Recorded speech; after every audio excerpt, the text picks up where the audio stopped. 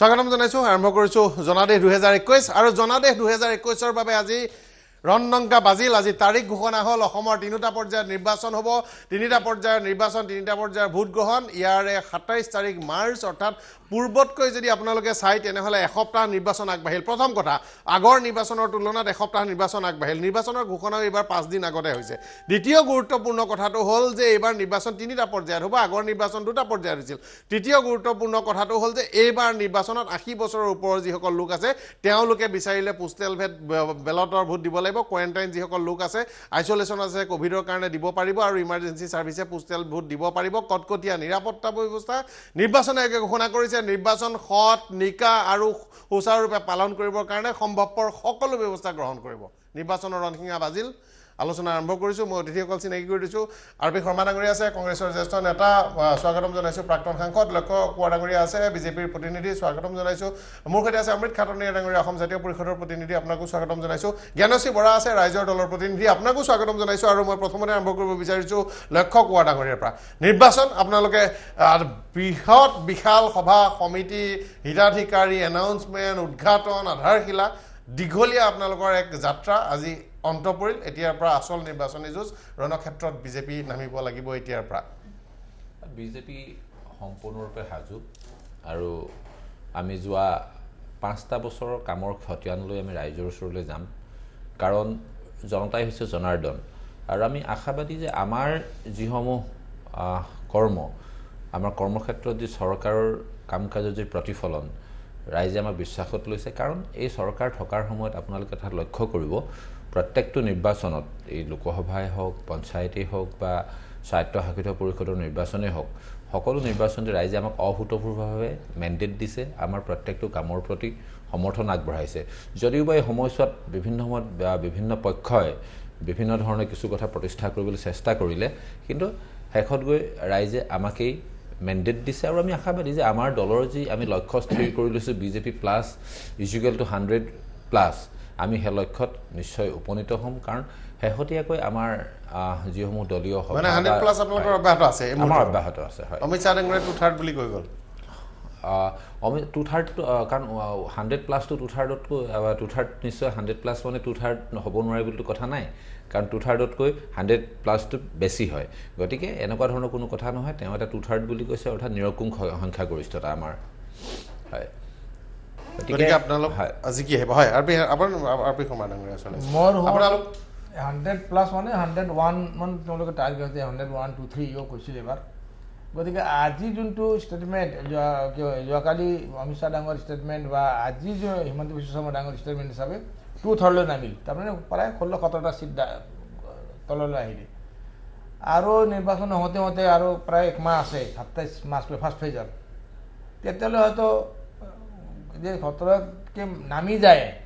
2-3 দিনত, গ'লেতো 30-35ত পাব। তেওঁলোক বাৰু নামাৰ কথাটো হ'ব, ৰাইজে সিদ্ধান্ত ল'ব। আপোনালোক কিমান পাৰিব? আপোনালোকৰ কথা কওক। আমাৰতো শ্লোগান আছেই, এওঁলোকে যদি 100% কয়, আমি 101+ কৈছোঁ, এই কথা। কিন্তু তাৰ আগত মই দুটা বিশেষ কথা আজি ক'ম। এই ৰিজাৰ্ভ কৰি ৰাখিছিলোঁ মই আজিৰ দিনৰ কাৰণে। মোক বহুতে সাংবাদিকে সুধিছিলে যে কাৰ বিষয়ে আপোনালোক কি কয়। মই ক'লোঁ যিদিনা নটিফিকেশ্যন হ'ব সেইদিনা কাৰ বিষয়ে ক'ম, আৰু ক্লজ 6ৰ পৰা ক'ম। কা আনিমকৈ হিন্দু বেংগলীক মাছ খুৱাম বুলি ভেকুলী খুৱাই দিলে, মাছ ভেকুলী হ'ল। কেডবেৰিজ 5 ষ্টাৰ চকলেট খুৱাম বুলি খুৱাই দিলে ললিপপ। আৰু অসমীয়াক ক্লজ 6 আনিম বুলি কৈ তাতো মাছ বুলি ভেকুলী খুৱালে আৰু কেডবেৰিজ 5 ষ্টাৰ ঠাইত খুৱালে ললিপপ। এইটো হৈছে, এতিয়া বেংগলী হিন্দুৰো ভোট নাপায়। ডিটেনশ্যন কাম উঠাই দিম বুলি কৈছে, উঠোৱা নাই, উল্টা ভৰাই আছে। তাত 102 বছৰীয়া বৃদ্ধক লৈ এৰেষ্ট কৰি সোমাইছে শিলচৰত। মায়ে গাখীৰ খুৱাই আছে নিজৰ কলাত লৈ, কেঁচুৱাক, সৰু কেঁচুৱাক, ডবকাক লৈ গৈ ভৰাই দিলে জেলত। আৰু দুলাল পাল অলৰেডি ঢুকালে, তাৰ বিৰুদ্ধে এতিয়া মই কেছ ফাইল কৰিব লগা হৈছে। তেওঁলোক মতত আহিছে 2টা কেছ ফাইল হ'ব। গতিকে 2টা জাতি যেতিয়া নাথাকে বিজেপিৰ লগত, 2টা জাতিকে যেনেকৈ প্ৰবচন কৰিলে, আৰু বিশেষকৈ আহোম জাতিক, আহোম জনগোষ্ঠীক, যোন আহোম জনগোষ্ঠীয়ে মোগলক ইয়াৰ পৰা খেদালে, পৰাস্ত কৰি খেদালে, সেই আহোম জনগোষ্ঠীৰ এজন নেতা, বিশিষ্ট নেতা, নমস্য ব্যক্তি তৰুণ গগৈ ছাৰক যেতিয়া মোগল বুলি কৈ দিলে, মোগল আখ্যা দিলে, লক্ষ্য কোঁৱৰ নিজে আহোম হয়। গতিকে সেই আহোম জনগোষ্ঠীক ইমান ডাঙৰ অপমান আৰু সেই আহোম জনগোষ্ঠীৰ ভোট কেনেকৈ পাব বিজেপিয়ে হয়তো আহোম জনগোষ্ঠীয়ে নিশ্চয় নিৰ্ণয় ল'ব আপুনি দেখিছে যে জাতি জনগোষ্ঠীয়ে বিভিন্ন কাৰণত বিজেপিক ভোট নিদিয়ে আহিম এই কথা পাতিম মই খাটনি ডাঙৰীয়া ওচৰলৈ আহিছোঁ এতিয়া কথা হৈছে চবে অংক কৰাত ব্যস্ত হৈ আছে 100 101 আছে 126 আপোনালোকৰ অংক আমি অংক কৰা নাই আমি ৰাইজে হৈছে জনতা জনাৰ্দন গতিকে ৰাইজে জানে এখন চৰকাৰ কৰিবলৈ কিমান চিট লাগে সেই অনুপাতে আমি 126টা চিটত আমাৰ ৰাইজৰ দলৰ লগত সন্মিলিত আমি প্ৰক্ষেপ কৰিম আৰু আমি দৃঢ় বিশ্বাস ইতিমধ্যে আমাৰো প্ৰস্তুতি প্ৰায় সম্পূৰ্ণ হৈছে হয় এটা কথা মই মানি লৈছোঁ যে অকণ সময় কম হৈছে আমাৰ কাৰণে আৰু অকণমান দিন পোৱাতে হয়তো আমাৰ আৰু অকণ ভালকৈ আমি কৰিব পাৰিলোহেঁতেন গতিকে আমি সংখ্যাত নাযাওঁ গণিতৰ চৰ্চা নকৰোঁ কাৰণ এইটো কোনো বেছলেছ এটা কথা কৈ থকা হয় কংগ্ৰেছেও কৈ আছে বিজেপিও কৈ আছে অমুক পাম তমুক পাম মানুহক তাৰখিনি এটা বিভ্ৰান্ত কৰা চিন্তা কিন্তু মানুহ আজি অসমীয়া জাতি অসমীয়া ভাষা কওক সংস্কৃতি কওক যিটো বিপদাপন্ন হৈছে সেইখিনি কথা মানুহে উপলব্ধি কৰিছে অসমত থকা প্ৰত্যেকজন নাগৰিক সি বঙালীয়ে হওক হিন্দুৱে হওক মুছলমানেই হওক তেখেতসকলে বিচাৰিছে অসমখন বচাব লাগে আৰু অসম বচাবৰ কাৰণে এটাই তেওঁলোকৰ হাতত বিকল্প আছে অসম জাতীয় পৰিষদ গতিকে সেই আমি আশীৰ্বাদ সেই জনতাৰ আশীৰ্বাদ লৈ আমি আগবাঢ়িছোঁ আমি অংক কৰা আমাৰ নাই গতিকে আমি ভাবোঁ আমি ফল পাব বুলি আশা কৰিছে হয় ৰাইজৰ দলৰ পৰা আপোনালোকৰ কি লক্ষ্য হয় লক্ষ্য অসম জাতীয় পৰিষদ আৰু ৰাইজৰ দলৰ লক্ষ্যৰ বিষয়ে অমিত খাটনিয়াৰ ছাৰে ইতিমধ্যে কৈছে আমি বৰ্তমান সময়ত আমাৰ প্ৰধান লক্ষ্য হ'ব যে জনতাক অনাগত দিনকেইটাত আমি কি বিচাৰিছোঁ বিজেপিৰ বিষয়ে আমি তথ্য সম্বলিত প্ৰতিটো দিনে আমাৰ ফালৰ পৰা আগবঢ়াই আছোঁ বিজেপিয়ে কিমান কাম কৰিলে কিমান কাম নকৰিলে তাৰ তথ্য আজিৰ দিনটোতো আমাৰ এখন আচলতে হাতপুথি ৰাইজৰ হাতপুথি এখন মুকলি কৰা হৈছে আজিৰ দিনটো প্ৰেছ মিট দিয়া হৈছে আৰু এইখিনি হৈছে নেশ্যনেল ক্ৰাইম ৰেকৰ্ডছ ব্যুৰোৰ তথ্য য'ত আমি আমাৰ যিমানখিনি ক্ৰাইম হ'ল সেই ক্ৰাইমৰ পৰিসংখ্যাৰ ফালৰ পৰা আচলতে আমি যদি তুলনা কৰিবলৈ যাওঁ আজি সকলো দিশতে ক্ৰাইমৰ সমূহ তথ্য পাতি আমি মুকলি কৰিছোঁ আৰু 30টা খিতানত অসম ক্ৰাইমৰ ক্ষেত্ৰত সৰ্বপ্ৰথম স্থান দখল কৰিছে খিতাপসমূহ যথেষ্ট আমি বিস্তৃতভাৱে বিৱৰণ কৰিছোঁ গতিকে আমি ক'ব লাগিব যে দেশৰ ভিতৰতে এ ফৰ আছাম বুলি কৈ পেলাই যে সৰ্বশ্ৰেষ্ঠ আছাম তেওঁলোকে কৰিব বুলি কৈছিলে আজিৰ দিনটো দেশৰ ভিতৰতে আচলতে এখন নিকৃষ্ট ৰাজ্য হ'লগৈ আৰু আমাৰ মুখ্যমন্ত্ৰীদেৱ সবাতোতকৈ ব্যৰ্থ মুখ্যমন্ত্ৰী ৰূপে পৰিগণিত হৈছে যদি আমি ক্ৰাইম ৰেকৰ্ডছ ব্যুৰোৰ তথ্য চাওঁ এতিয়া আমি অনাগত দিনত কি লৈ ৰাইজৰ ওচৰলৈ যাম সেইটো আমাৰ বাবে অতি গুৰুত্বপূৰ্ণ কিয়নো ৰাইজে কেৱল কথাত বিশ্বাস নকৰে সেয়া আমি জানো ৰাইজে কেৱল বিজেপিৰ বেয়া বুলি ক'লে কংগ্ৰেছৰ বেয়া বুলি ক'লে বিশ্বাস নকৰে ৰাইজে আমাক বিশ্বাস কৰিব লাগিব গতিকে তাৰ বাবে অনাগত দিনত আমাৰ প্ৰধান লক্ষ্য হ'ব আমি কি কি কাৰ্যসূচী গ্ৰহণ কৰিম আমি কি কি মূল লক্ষ্য লৈ কি ৰাইজৰ উন্নতিৰ বাবে অসমৰ আমাৰ প্ৰধান উদ্দেশ্য অসমৰ উন্নতি গতিকে এই উন্নতিৰ দিশত আমি কি কি কাৰ্যপন্থা ল'ম সেই সকলোখিনি বিস্তৃতভাৱে হাতত লৈ আমি ৰাইজৰ ওচৰলৈ যাম আৰু যিহেতু ইতিমধ্যে বিজেপিয়ে বাৰে বাৰে প্ৰতাৰণা কৰিছেই বিজেপিয়ে যোৱাবাৰৰ শ্লোগান আছিলে জাতি মাটি ভেটি 16 মেৰ পাছত বাংলাদেশী যাব এইবাৰ নতুনকৈ কালি অমিত শ্বাহ ডাঙৰীয়া আহি এটা নতুন শ্লোগান দিছে বিজেপিক ভোট দিলে বানপানী যাব গতিকে বানপানী সমস্যাৰ সমাধানৰ ক্ষেত্ৰত কি কৰিলে ব্ৰহ্মপুত্ৰ খনন এক্সপ্ৰেছ হাইৱে আমি দেখিলোৱে বানপানী সমস্যাৰ যদি সমাধান দিবলগীয়া আছিলে বানপানী সমস্যাৰ সমাধান তেতিয়াই দিব লাগিছিলে যেতিয়া 5 বছৰ আগতে ইলেকশ্যন জিকিছিলে তাৰ পাছত ঢাকঢোল একো নবজালে মাজুলীৰ দলংখনৰ আধাৰশিলা পুনৰবাৰ দুদিনমানৰ আগত পুনৰবাৰ স্থাপন কৰিছে গতিকে এইবাৰ আমি জানো ৰাইজে ইমান টেঙাম বাৰে বাৰে ৰাইজে কিনি নাথাকে এইবাৰ ৰাইজে বিশ্বাস নকৰে আৰু এইবাৰ আঞ্চলিক শক্তিৰ জয় হ'ব বুলি আপুনি দাবী কৰিছে হয় লক্ষ্য কৰে জ্ঞানশ্ৰী বৰাই খুব হলহলীয়াকৈ কৈছে ক্ৰাইমৰ কথা যিটো আমাৰ কিন্তু এটা কথা মনত পেলাই দিওঁ এই তালিকাখন তেখেতে এটা কাম কৰক এইখন বাঢ়িছে কেতিয়া তাৰ কাৰণে মই ভাবোঁ যে তেওঁলোক বেছি ৰেছপনচিবল অৰ্গেনাইজ ক্ৰাইমৰ ক্ষেত্ৰত কা আন্দোলনৰ সময়ত এমাহ জুৰি গোটেই ৰাজ্যত যি ধ্বংসলীলা কৰা হ'ল গোটেই 30টা শিতানৰ ভিতৰত তাৰো এটা শিতান আছে তেওঁক এই কথাষাৰ মই শুনুকিয়াই দিছোঁ কাৰণ ৰাজহুৱা সম্পত্তি ধ্বংস যি ধৰণে কৰা হ'ল বা সেই সময়ত আন নালাগে পৰাগমণি আদিত্য ডাঙৰীয়া কা আন্দোলন কৰা সেই সময়ত দুষ্কৃতিকাৰীসকলে সাংবাদিককো ৰেহাই দিয়া নাছিলে আপোনাৰ যদি মনত আছে সেই আপোনাৰ দুৰ্বিষহ দিনকেইটা গুৱাহাটীত গতিকে এইবোৰ কথা ৰাইজে বুজি পাইছে আৰু তেওঁলোকে ৰাইজৰ মাজলৈ যাম বুলি কৈছে কিন্তু আমাৰ পৰিয়াল সম্পৰ্ক অভিযান চলি আছে আমি ৰাইজৰ মাজত আছোঁ ৰাইজৰ ঘৰে ঘৰে আছোঁ আৰু কা আন্দোলনৰ নামত যি সময়ত ৰাইজৰ দলৰ আজি তেওঁলোকে জন্ম হ'ল এটা বিষয় লৈ মাত্ৰ কা আন্দোলনৰ বিৰোধিতা কৰি তেওঁলোকে সেই বিষয়টোকে ৰাইজৰ মাজলৈ আজিলৈকে লৈ যাব পৰা নাই যিটো বিষয় আমি দেখা পাইছোঁ কংগ্ৰেছেহে এতিয়া কেৰি কৰিছে গতিকে তেওঁলোকে বিষয়টো উঠালে আৰু কংগ্ৰেছে ইয়াক লৈ ৰাজনীতি কৰা আৰম্ভ কৰিলে আৰু RP শৰ্মা ডাঙৰীয়াই তেখেতক যথেষ্ট শ্ৰদ্ধা কৰোঁ আৰু তেখেতে এজন ল মেকাৰ আছিল আৰু তেখেত এগৰাকী জ্যেষ্ঠ অধিবক্তাও গতিকে আজিৰ পৰা যিহেতু নিৰ্বাচনী আচাৰ সংহিতা model code of conduct enforce হৈছে মই তেখেতক অনুৰোধ জনাম যে জাতিত নাম ধৰি কথাষাৰ কোৱাটো বন্ধ কৰিব লাগে মই আজি এই চেনেলৰ যোগেদি নিৰ্বাচন আয়োগকো অনুৰোধ জনাম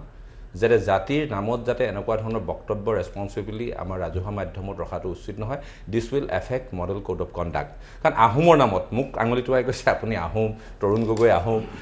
গগৈ ডাঙৰীয়া লক্ষ্য কোঁৱৰ আমি আহোম নহয় এজন গৰ্বিত অসমীয়া আৰু বিজেপি চৰকাৰে যোৱা সময়ছোৱাত কংগ্ৰেছে 15 বছৰ দিনত যিবোৰ কাম পেলাই থলে যি ধৰণে গড় হত্যা হ'ল যি ধৰণে বেদখল হ'ল বিভিন্ন মাটি আপোনালোকে মাটিৰ পট্টা দিব নোৱাৰিলে আৰু আটাইতকৈ ডাঙৰ কথা পৰাগমণি আদিত্য ডাঙৰীয়া আপুনি জানি আচৰিত হ'ব 2016 চনৰ পৰা 30 বছৰ আগলৈ যাওক যে অসম পুলিচত নিযুক্তি দিয়া হৈছিলে SI মাত্ৰ 1060 গৰাকী আৰু আমি 5 বছৰত দিলো 960 গৰাকী গতিকে এইবোৰ কাম যিবোৰ মানুহে ভবাই নাছিলে কাহিনী বা এনেকুৱা হ'ব পাৰে বুলি নিযুক্তি কেনেকুৱা ধৰণৰ প্ৰাৰ্থীয়ে পাইছে মাতৃ অংগনবাদী সহায়িকা আপোনাৰ দেউতাকে মোবাইলত SMS টো পাই ভয় খাইছে যে পুলিচৰ পৰা কিহৰ মেছেজ আহিল পিছত খবৰ পাইছে যে তেওঁৰ ল'ৰা SI চাকৰি পাইছে গতিকে এই হৈছে আমাৰ ট্ৰান্সপাৰেন্সি লেভেলৰ গোটেই বিষয়টো আৰু পৰাগমণি আদিত্য ডাঙৰীয়া সকলোতকৈ ডাঙৰ কথা আপুনি এগৰাকী সাংবাদিক হিচাপে যেতিয়া SI পৰীক্ষাৰ প্ৰশ্ন কাকত ফাদিল হোৱাৰ ঘটনাটো যি ধৰণে কংগ্ৰেছ দলে হুলস্থুল কৰিছিলে আপোনালোকে নিউজ ব্ৰেক কৰিছিলে যে SI পৰীক্ষা প্ৰশ্ন কাকত ফাদিল হোৱাৰ বাবে পৰীক্ষা বাতিল কৰা হৈছে বুলিহে নিউজ ব্ৰেক কৰিছিলে প্ৰশ্ন কাকত ফাদিল হোৱাটো আপোনালোকে ব্ৰেক কৰা নাছিলে আমি লগে লগে পৰীক্ষা বাতিল কৰাই আৰু সময়মতে পৰীক্ষা অত্যন্ত ট্ৰান্সপাৰেণ্টলি তাত আপোনালোকৰ সহযোগিতা আছে সংবাদ মাধ্যমৰ আমি স্বীকাৰ কৰিম কিন্তু একেটা সময়ত 15 বছৰত কংগ্ৰেছ দলে কেতিয়াও এই কথা কৃতিত্ব ল'ব নোৱাৰে আমাৰ দিনত আপুনি তাত কৃতিত্ব ল'ব বিচাৰিছে SI কেলেংকাৰীৰ বিষয়ে ময়ো কম RP শৰ্মা ডাঙৰীয়া নাই লক্ষ্য কুমাৰ ডাঙৰীয়া অৱশ্যে মোৰ একদম ভাতৃপ্ৰতিম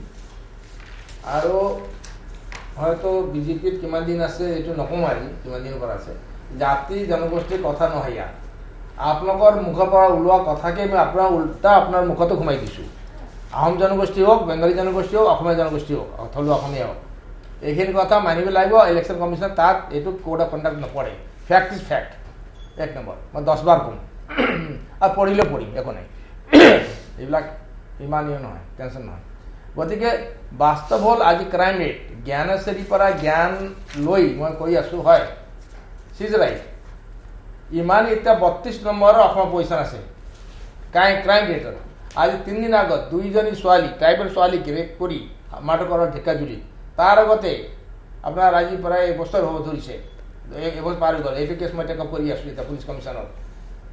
গহপুৰত এজন 10 বছৰীয়া ট্ৰাইবেল ছোৱালী তেওঁক 9জন ল'ৰাই ৰেপ কৰি মাৰি পেলালে ওচৰ ল'ৰা গতিকে সেইটো হৈছে উদাহৰণ আৰু বিজেপি চৰকাৰ অহাৰ পিছতে যমুনা মুখৰ এজনী শিক্ষয়িত্ৰী তেওঁক 58 বছৰীয়া মহিলা অৰ্ণময় বৰা নাম ক'ব নালাগে 58 বছৰীয়া মহিলাক ৰেপ কৰি গেং ৰেপ কৰি মাৰি পেলালে সেইটো হৈছে বিজেপিৰ মহিলা সুৰক্ষা আঁচনি আৰু জাতি মাটি ভেটি কথা যি কৈ আছে জ্ঞানেশ্বৰীও কৈছে জাতি মাটি ভেটি বচাম বুলি আহা দল বা চৰকাৰে আজি জাতি মাটি ভেটি বেচিম বুলি আৰম্ভ কৰিছে দেশ বিক্ৰী কৰি গৈ আছে मोदी डांगर कविता बोलायचे बेचत बेचत मैं चला उपक्रम रहा ना कोई कुछ बाकी बचा हो तो कहा दियो मैं बेसी बेसी गई आसू कोनो बाकी नहीं मोर नजरत यदि अलग किबा बाकी আছে কৈ দিব এইটো মই বেছি দিম আদানী আম্বানী বাহিৰে যদি কিবা বুজি পায় আজি চৰকাৰক মই ধন্যবাদ দিম লাগিলে মোদী ডাঙৰীয়া হয়তো গাদি এৰি দিব কিন্তু আদানী আম্বানী এৰিব নোৱাৰে আজি এটা কথা Rafale plane to what plan to Ambani দিয়া হৈছে আম্বানী এটা প্লেনৰ বাদ দিয়ক ৰেলৰ চাকা বনাই পোৱা নাই ৰাফেলৰ সেই ডিলটো বাতিল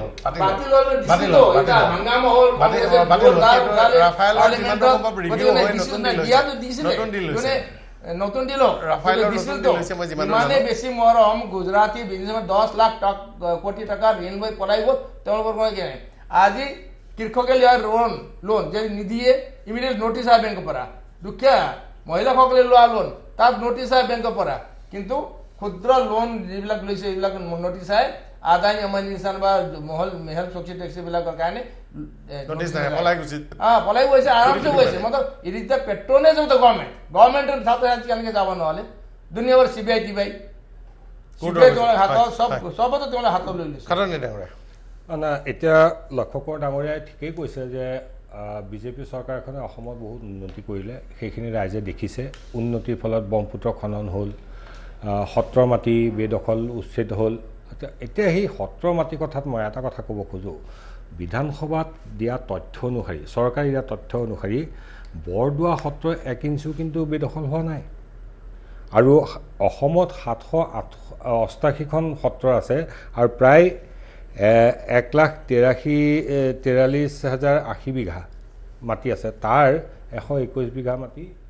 দখল হৈছিলে কিছু কিছু ক্ষেত্ৰত যেনেকৈ চমৰীয়া সত্ৰ গোপালপুৰ সত্ৰ ৰামাইগুৰি সত্ৰ এনেকৈ কেইখনমানত কিন্তু সেই উচ্ছেদকাৰীসকল মানে বেদখলকাৰী কিন্তু সকলো বহিৰাগত বাংলাদেশী নহয় কিছু অসমীয়া মানুহ আছিলে আৰু হয়তো ভালকৈ ৰখা নাছিলে আৰু ছেকেণ্ড কথা হয় যদি তোমালোকে উচ্ছেদ কৰিলা সেই বহিৰাগত মানুহখিনি বাহিৰৰ মানুহ যিখিনি তোমালোকে বাংলাদেশী বুলি ক'ব খোজা ক'লৈ পঠিয়ালা ক'ত গ'ল আৰু কয় যে কাজিৰঙা আমি হেৰি কৰিলোঁ কাজিৰঙা উচ্ছেদটো আচলতে বনাঞ্চলত কিছুমান মানুহ আছিলে সেই মানুহখিনিকে উচ্ছেদ কৰা হৈছে কিন্তু বনাঞ্চলৰ যেনেকৈ কাজিৰঙা সংৰক্ষিত অঞ্চলত হেৰি কৰিব নোৱাৰে সেইখিনি মানুহ উচ্ছেদ কৰা হৈছে আৰু সেই মানুহখিনিক পৰৱৰ্তীকালত 23 কোটি টকা খৰচ কৰি পেলাই হেৰি কৰিছে সংস্থাপন কৰিছে গতিকে সেইটো এতিয়া সেইখিনি তথ্য কিন্তু মানুহক নকয় আৰু ছেকেণ্ডলি কৈছে দুৰ্নীতিৰ লিষ্টখন ইমানেই দীঘল হয়তো আপুনি এটা শ্ব'ত শেষ কৰিব নোৱাৰে বা 2 ঘণ্টা 3 ঘণ্টা লাগিব এটা সৰু এক্সাম্পল দিওঁ এটা সেই ফিচাৰী সংক্ৰান্তত এটা স্কিম আছে নামটো পাইছিলোঁ ব্লু ৱাটাৰ স্কিম নে কিবা এটা পুখুৰী খান্দিব লাগে 384টা পুখুৰী নখনাকেই 77 কোটি টকা লৈ গ'ল ঠিকাদাৰে পুখুৰী নাই পুখুৰী খন্দাই নাই SI কেলেংকাৰী কথা কওঁ SI কেলেংকাৰী তদন্তৰ সেইখিনি ক'ত এতিয়ালৈকে কোন কিমান যে টকা কেলেংকাৰী হৈছিল টকাখিনি ক'ত এই প্ৰতিবেদন ক'ত তাৰপিছত আহিলে আপুনি জনসংযোগ বিভাগে কওক প্ৰত্যেকটো নিযুক্তিৰ ক্ষেত্ৰতে এটা নিকাকৈ কৰিব পাৰিলেনে এই আজি নে কালি এখন পেপাৰত আহিছে এটা কিবা আকৌ বন্ধ কৰি ৰাখিলে কিবা হেৰি কৰিছে এই যে নিযুক্তি ক্ষেত্ৰত কেলেংকাৰী কমিটমেণ্ট বাংলাদেশী যোৱাটো এটা আছিলেই সেইটো কিমান যে কমিটমেণ্ট দিলে এখন ব্ৰিজকে 2বাৰ উদ্ঘাটন এইবিলাক কি মানুহে অসমীয়া মানুহে ইমানেই বুৰ্বক নে ইমানেই যে তোমালোকে উন্নতি কি কৰিছা এটা নিযুক্তি ভালকৈ দিব নোৱাৰা এটা ৰাস্তা ভালকৈ বনাব নোৱাৰা আজি 5 বছৰে নেশ্যনেল হাইৱে ওপৰত যাব নোৱাৰে মানুহ আপুনি গুৱাহাটীৰ পৰা ডিব্ৰুগড় যাওক অহান কিন্তু তাত আকৌ পইচা দিব লাগিব টোল গেটত ৰাস্তা নাই কিন্তু পইচা দিব লাগিব টোল গেটৰ নামত কোটি টকা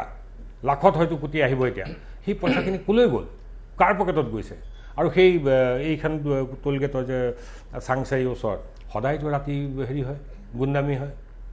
সেইবিলাকতো কোনো ব্যৱস্থা নাই শান্তি শৃংখলাৰ নামতো একোৱেই নাই পেট্ৰনেট আছে বুলি অভিযোগ আছে কি নাছে হয়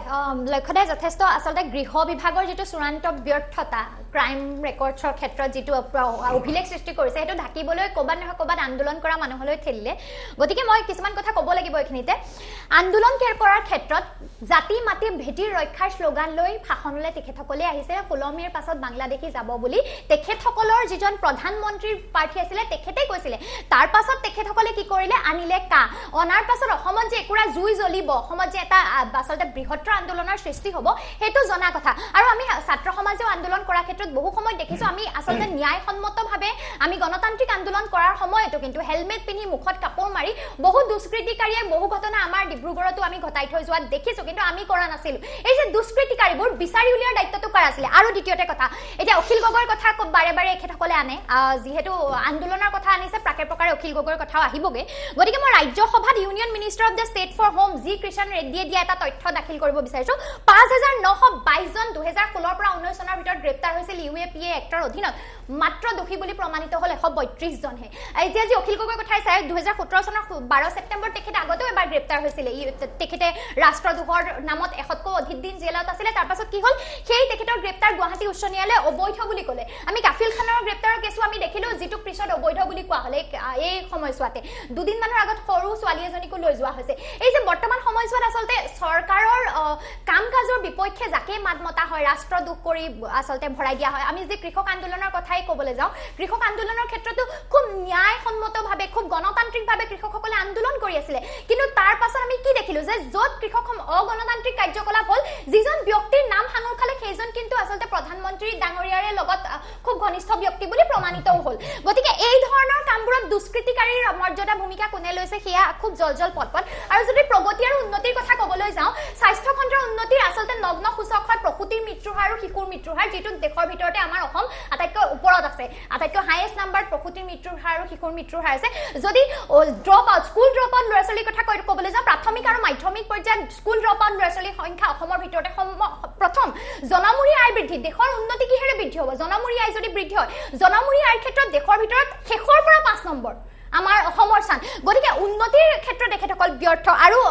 সময় পালে মই নিশ্চয় লিষ্টখন গাব বিচাৰিম মহিলাৰ ক্ষেত্ৰত ন্যায়কৰণৰ ক্ষেত্ৰত কিমানটা ইতিমধ্যে আপোনালোকে প্ৰেছ মিট কৰি কৈছে আপোনালোকে ঘনাই বিষয়বোৰ কৈ আছে মই এটা বিষয় ইতিমধ্যে ৰাইজৰ ওচৰলৈ গৈছে আমি আপোনালোকৰ সংবাদমেল লাইভ কৰিছে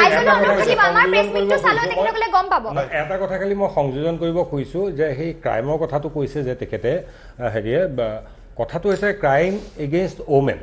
That is a statistics. Crime against women. General crime or kotha to belege koisu. Crime against women in Assam is the highest.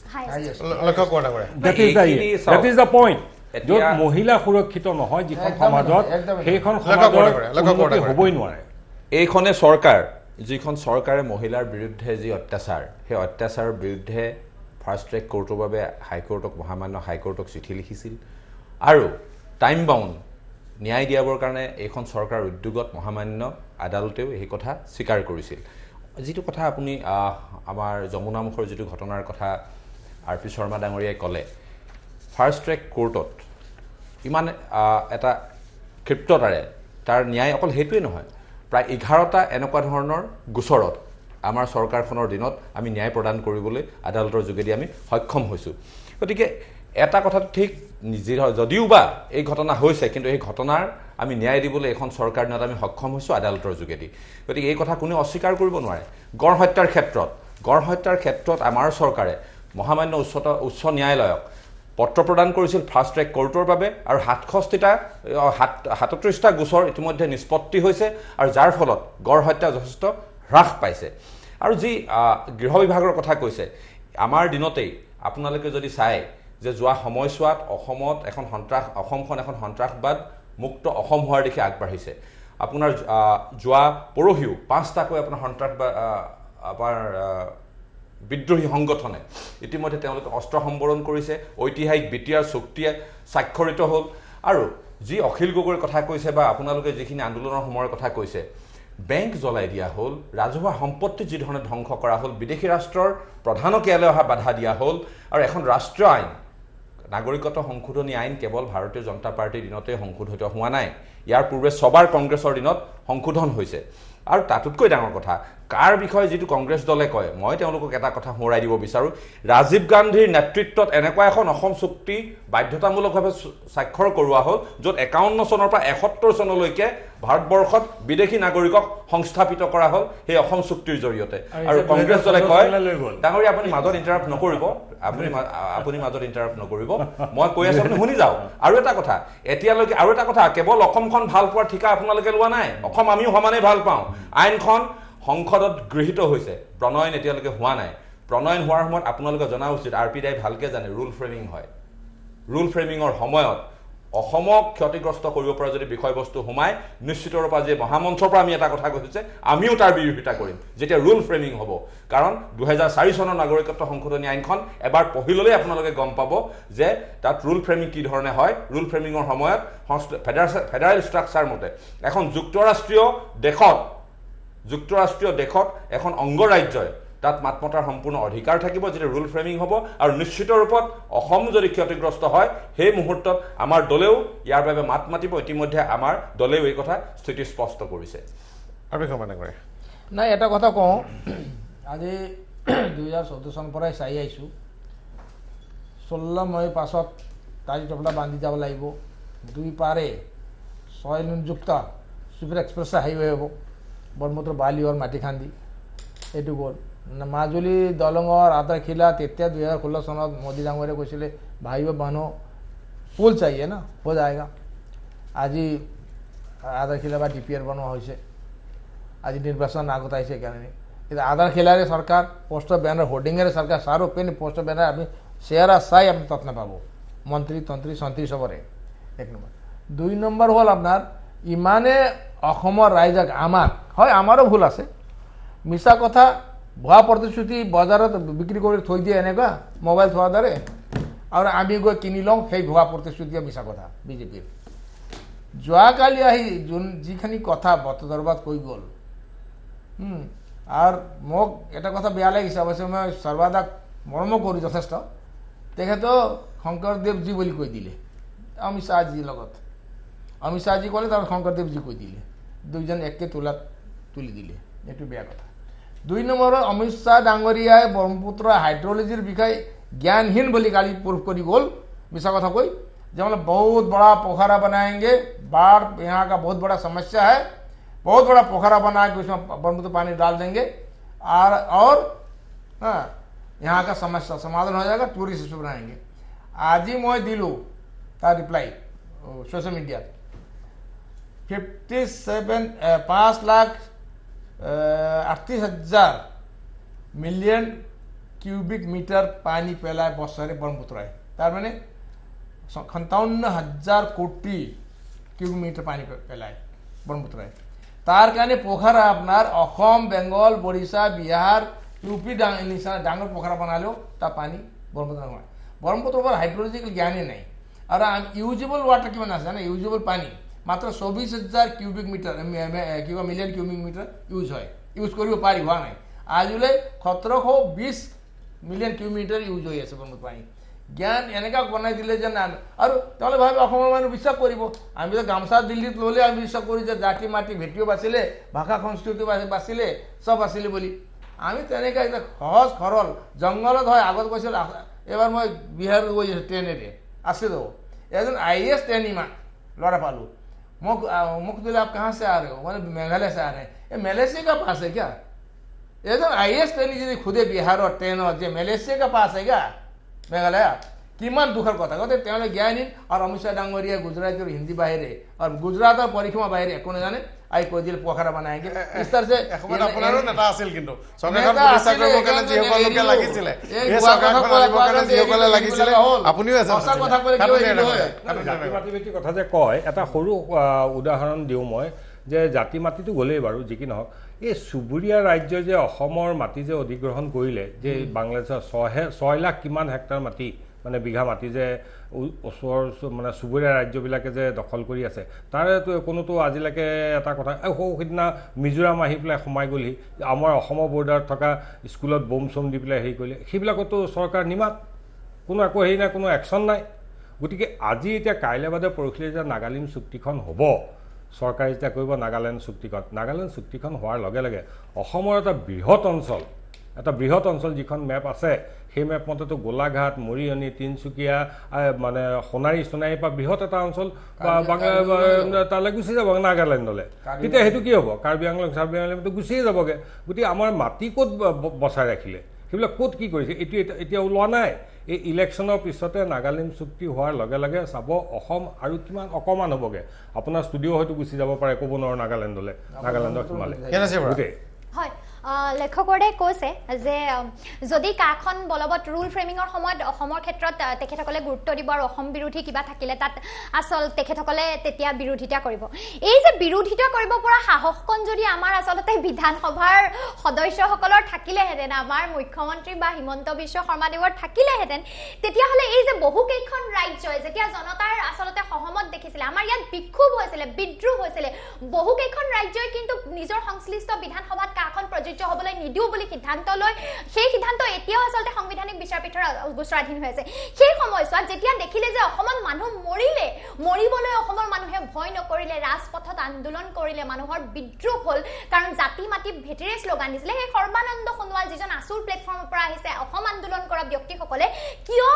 আমাৰ বিধানসভাত সেইখন আচলতে প্ৰযোজ্য নহ'ব বুলি মাত মাতিব সাহসেৰে নোৱাৰিলে এই যে 6A ক্লজৰ কমিটিৰ ৰিপৰ্ট দিবলৈ যাতে অমিত শাহ ডাঙৰীয়াই যে সময় দিয়া নাছিলে আজিলৈকে যেটো ফাইল পৰি আছে সেই সময়ছোৱাত উলটি ধৰিব পৰা সাহসকন কিয় অসমৰ নাই নীতিন গাডকাৰী ডাঙৰীয়াই সেইদিনা কৈ দিলে যে এক্সপ্ৰেছ হাইৱেৰ কোনো প্ৰকল্পই নাই কোনো প্ৰজেক্টে প্ৰপ'জেল নাই আৰু আমাৰ সৰ্বানন্দ সোণোৱাল দেৱে কৈছে 16খন কমিটি গঠন কৰিছে তেখেতে মিছা কৈছে এই যে যদি নীতিন গাডকাৰী ডাঙৰীয়াই মিছা কৈছে সৰ্বানন্দ সোণোৱাল দেৱৰ সাহস থাকিব লাগিছিল নে যে আপুনি কিয় মিছা কৈছে মোৰ ৰাজ্যৰ মানুহবোৰক কিয় মিছা আশা দিলে আমিতো কমিটি গঠন কৰিছো এই যে বাৰে আচলতে A4 আসাম বুলি কৈ পেলাই আমাৰ বিশেষ ৰাজ্যৰ মৰ্যাদা কৰ্তন কৰিছে আৰু বানপানীৰ অধীনত বানপানীৰ ব্যৱস্থাপনাৰ ক্ষেত্ৰত থকা 62% মান ধনু কৰ্তন কৰা হ'ল এই যে আমাৰ ৰাজ্য চৰকাৰখনৰ যিটো দম থাকিব লাগিছিল আচলতে যিটো সাহস থাকিব লাগে যে নিজৰ মানুহৰ বাবে নিজৰ ৰাজ্যৰ উন্নতিৰ বাবে যিখিনি প্ৰয়োজনীয় আছে সেইখিনি প্ৰয়োজন হ'লে দিল্লীৰ সন্মুখত প্ৰত্যাহ্বান হৈ থিয় দিম কিন্তু আমাৰ ৰাজ্যৰ স্বাৰ্থত থাকিম এই সাহসখিনি যদি অসম চৰকাৰে কৰিলেহেঁতেন ইমান এটা বৃহত্তৰ আন্দোলন নহ'লহেঁতেন অসম জাতীয় পৰিষদৰ দৰে দল আজি গঠন নহ'লহেঁতেন আজি আমি প্ৰত্যাহ্বান জনাই থিয় দিবলগীয়া নহ'লেহেঁতেন যদি অসম চৰকাৰৰ এই ব্যক্তিজনে যিজনে এসময়ত জাতীয় নায়ক আছিলে তেওঁ নিজস্ব সেই আচলতে সিদ্ধান্ত ততল থাকিব পৰা অৱস্থাত থাকিলেহেঁতেন আৰু দিল্লীৰ হাতৰ পুতলা হৈ নানাছিলে নাই তেখেতে যিখিনি অভিযোগৰ কথা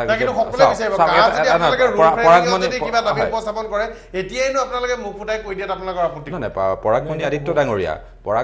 ডাঙৰীয়া এখন ৰাষ্ট্ৰীয় আইন দেই এই আইনখন কেৱল অসমৰ বাবে নহয় পুনৰ স্পষ্ট কৰিছো এইখন আইন আৰু এটা কথা কৈছো আপোনালোক ওচৰ চুবুৰীয়া সোণোৱাল ডাঙৰীয়া পূৰ্বৰ দিনত কৰা আবেদন নপৰি গৈছে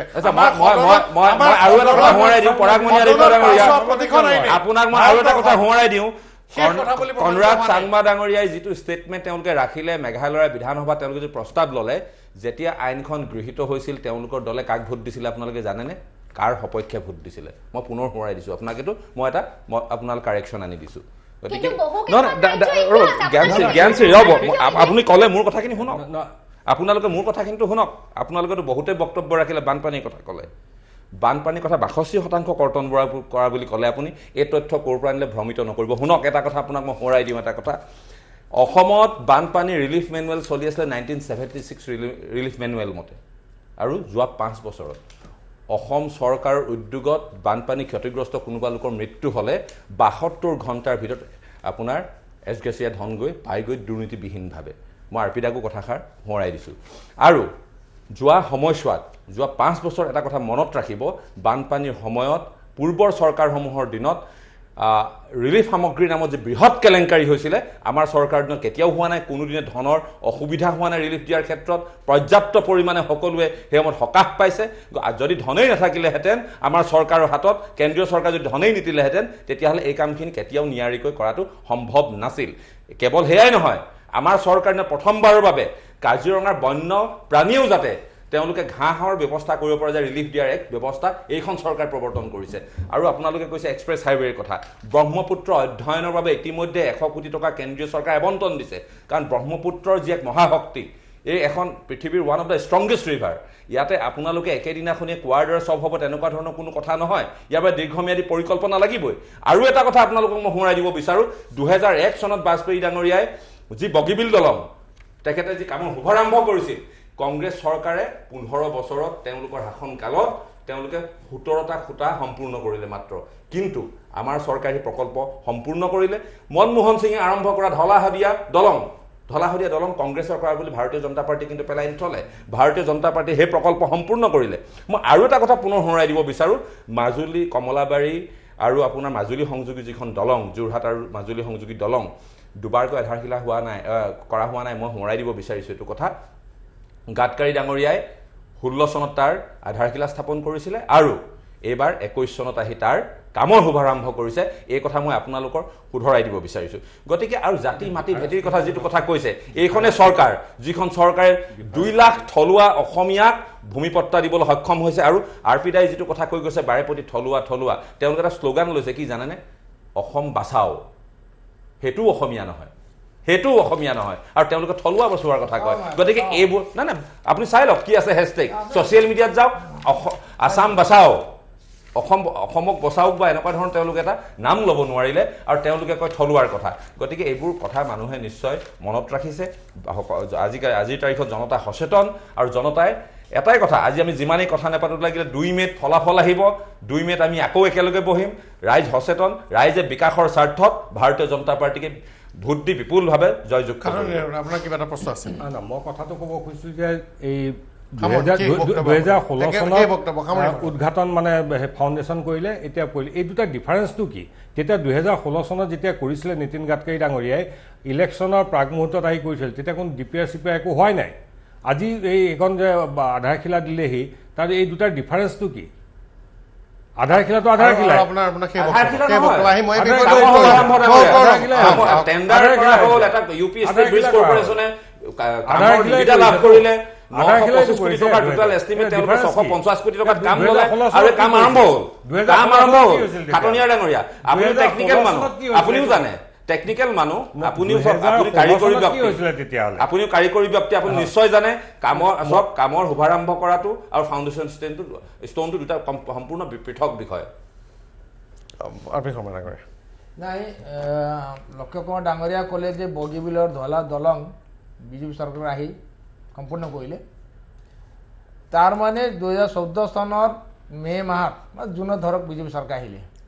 16 চনত উদ্ঘাটন কৰা হ'ল মজিয়ামাৰী তাৰ মানে 1.5 বছৰ ভিতৰত বা 2 বছৰ ভিতৰতে 9 কিলোমিটাৰ দলং বনাই দিলে তাৰ মানে 10 বছৰ আগত কংগ্ৰেছে একো কৰা নাছিলে বগীবিল দলংটো 2 বছৰ ভিতৰতে কৰি নাক ফুলাই ফুলাই উদ্ঘাটন কৰি দিলে তাৰ মানে আৰু যোনটো টানেল বনাইছে হিমাচল প্ৰদেশৰ অটল টানেল বুলি নাম দিয়া হৈছে অটল সংঘ সেইটো 2010 চনত সোনিয়া গান্ধী ডাঙৰীয়া আধাৰশিলা কৰিছিলে এইটো 2014 চনলৈ কাম ফুল চুইং হৈ গৈছিলে 2017 চনত উদ্ঘাটন কৰিলে তাৰমানে 3 বছৰত 9 কিলোমিটাৰ সুৰংগ বনালে দলংগ বনালে চব বনালে এইটো কাক বুজায় আজি চাওক আপোনালোকে এক্সপ্ৰেছ হাইৱে দুই পাৰে 6 লেন বাদ দিয়ক কংগ্ৰেছে বেংগল বৰ্ডৰ পৰা নগাঁৱলৈ বাইপাছ বনালে 4 লেন তাৰ ওপৰত আজি অথচ বাজপেয়ী ডাঙৰীয়াই আৰম্ভ কৰা 4 লেন যুক্ত ৰাস্তা আজি 20-21 বছৰ হৈ গ'ল নগাঁও ওপৰত নগ'ল আজি 6-7 বছৰলৈ কেন্দ্ৰ চৰকাৰ বিজেপিৰ ইয়াত 5 বছৰ সম্পূৰ্ণ হ'ল নগাঁও ওপৰত নগ'লেই 4 লেন বগীবিল দলংটো বাদ দিয়ক আপোনালোকে চৌঘাট দলংটো বনাব পাৰে ব্ৰহ্মপুত্ৰ দলং ভমাৰগুৰি দলং এতিয়া 40% কাম আছে উল্টাকৈ CM ডাঙৰীয়া মুখ্যমন্ত্ৰী ডাঙৰীয়া কৈ দিলে বহুত ভাল কাম হৈছে বুলি এই কণ্ট্ৰাক্টৰ বহি আছো বহুত ভাল কাম কৰিছে গতিকে তেনেধৰণৰ চাইনাৰ পৰা বস্তু আনি ইয়াত ইণ্ডিয়াৰ চিল মাৰি বিক্ৰী কৰিলে নহ'ব আৰু গুজৰাটৰ ষ্টেডিয়াম মটেৰা ষ্টেডিয়াম মানুহ জীৱিত আছে মোদী ডাঙৰীয়া তেখেতে নামত গুজৰাট ষ্টেডিয়াম কৈ দিলে এইবিলাক নামকৰণ বাদ দিয়ক উদ্ঘাটন বাদ দিয়ক আধাৰশিলা বাদ দিয়ক পোষ্ট অফ বেনাৰ হোৰ্ডিঙৰ চৰকাৰ বাদ দিয়ক আৰু উৎসৱমুখী চৰকাৰ বাদ দিয়ক ধন্যবাদ শৰ্মা ডাঙৰীয়া আৰু জ্ঞানেশী বৰা কি বক্তব্য তেখেতে ক'লে বানপানীৰ 100 কোটিৰ কথা ক'লে তেখেতে আৰু যিটো এই যে 100 কোটিৰ কথাটো 40 কোটিৰ কথা আমি 40,000 কোটি টকীয়া পেকেজৰ কথা ৱেবছাইটতে আছিলে এক্সপ্ৰেছ হাইৱে প্ৰজেক্টৰ নামত তাৰ পাছতহে গম পালো যে লিখিত তথ্য জেপি নড্ডা ডাঙৰীয়া দিয়া আমি কোৱা তথ্য নহয় সেয়া সবেই গম পাইছে আৰু যে এই যে পেকেজবোৰ দিয়াৰ কথা কয় তেখেতে বানপানীৰ কথাত বহুত ৰাজ্য আচলতে চৰকাৰে বহুত হেল্প কৰিছে বুলি কৈছে কেন্দ্ৰ চৰকাৰে কিন্তু আমি দেখো বানপানীৰ সময় আহিলে কিন্তু ৰাজ্য চৰকাৰে মানুহক পইচা বিচাৰে যদি পইচাৰ অভাৱ নহয় কেন্দ্ৰ চৰকাৰে ইমানে সহযোগ কৰে ৰাইজৰ পৰা ধন বিচাৰিবলগীয়া বাৰে বাৰে কিয় হয় আৰু যে কেন্দ্ৰ চৰকাৰে আমাক বিভিন্ন পেকেজবোৰ দিয়ে আমাৰ যোৱা বছৰৰ যিবোৰ পেকেজ আছিলে আচলতে যিবোৰ পেকেজ ঘোষণা কৰিছিলে ৰাস্তা ঘাটৰ উন্নতিৰ নৰ্থ ইষ্টৰ বাবে 801 কোটি টকাৰ পেকেজ দিছিলে খৰচ কৰিলে 409.62 কোটি টকা তেনেকৈ ছ'চিয়েল ডেভেলপমেণ্টৰ পেকেজৰ 101 কোটি আছিলে খৰচ কৰিলে 34 কোটি এই যে তেনেকৈ আপুনি যদি এই বছৰৰ যিখন ৰাষ্ট্ৰীয় আচলতে বাজেট চাই দেখিব ছ'চিয়েল ডেভেলপমেণ্ট পেকেজ জেনেৰেল ছাৰ্ভিচৰ অন্তৰ্গত হওক নৰ্থ ইষ্টৰ কেন্দ্ৰীয় পেকেজ চবতে কিন্তু আগতকৈ পইচা যিমান দিছিলে তাৰ আধাও খৰচ নাই কৰা আৰু দ্বিতীয়তে আগৰ কিবাৰ যিমান পইচা আছিলে এবাৰ তাতকৈ বহুত শতাংশ পইচা কমায়ো দিছে গতিকে কেনেকৈ ভাবিম যে এইখন আচলতে ৰাইজৰ চৰকাৰ আচলতে চৰকাৰ যিখনে আপোনাৰ স্বাধীনতাৰ 70 বছৰৰ পাছত প্ৰায় 69% বাজেটৰ ধন ব্যয় কৰিছে আৰু কেন্দ্ৰীয় পুঁজিটো এটা কণ্টিনিউৱাছ প্ৰচেছ পইচাটো আপোনাৰ এটা বছৰতে খৰচ কৰি শেষ কৰিব লাগিব বুলি ক'ত লিখা আছে তেখেতে যেতিয়া চৰকাৰলৈ আহিব জ্ঞানেশী বৰা মই আগতীয়াকৈ আপোনালোক শুভেচ্ছা জনাইছোঁ যদি চৰকাৰলৈ আহে শুনক চাওক আপুনি চাওক এটা ফাইনেন্সিয়েল ইয়েৰৰ যিটো পইচা ধৰা হয় it is not mandatory that সেইটো বছৰতে পইচাটো খৰচ কৰা হ'ব তেনেকুৱা ধৰণৰ শুনক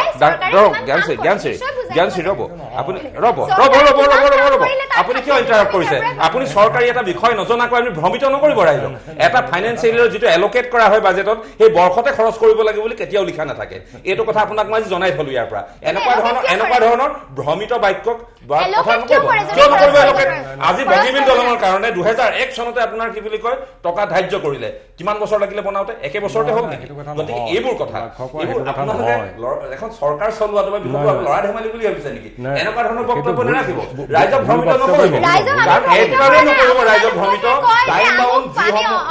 যিসমূহ টাইম বাউণ্ড প্ৰজেক্ট নহয় যিসমূহ টাইম বাউণ্ড প্ৰজেক্ট নহয় সেইবোৰত আপোনাৰ এনেকুৱা বক্তব্য নাৰাখিব কিন্তু মাহিলী দলঙৰ নহয় ন ছচিয়েল জাষ্টিছৰ কাৰণে ধৰা পইচাটো মাহিলী বেতন